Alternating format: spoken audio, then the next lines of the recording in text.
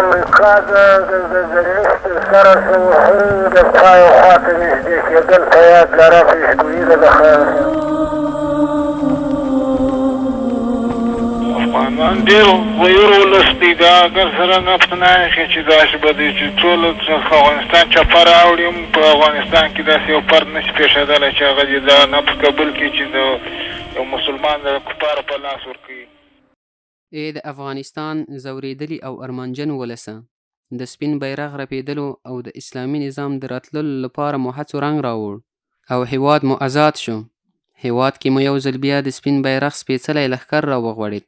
امریکا ماته شوه، غرور یې له خاورو سره خاورې شه. یو ځل بیا دغه د مینې او ورورولۍ خاوره د الهي پیرزوینې تر څنګ د ځوانۍ په نذرانه او د شهیدانو په وینو زرغونه شوه. نن ورځ چې تاسې د کومې فتحې له امله د خپلو کورنیو تر څنګ په آرام ژوند کوئ، دا مو څه مفته نه دی ګټلی، دا څه په میراث باندې درته نه ده پاتې. په دې باندې د زرګونو علماو، طلباو، حافظانو او عامو مسلمانانو وینې تویې شوي.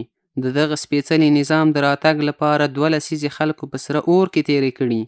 د دغه نظام د حاکمیت لپاره تنکیو فدایانو خپلې غوښې او ګلرنګې ځوانۍ په اورونو کې کباب کړي. د دغه نظام د بقا لپاره د دشت لیلې او قلعه جنگي سپېرې دښتې د شهیدانو په وینو ورنګېدې. میندې د بیا راتلو او لیدو په انتظار ړندې شوې.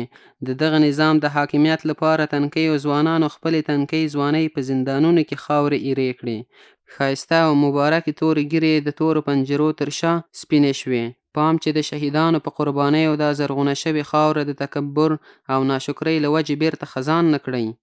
ای ولسه، هیواد مو یو، دین مو یو او هدف مو یو دی.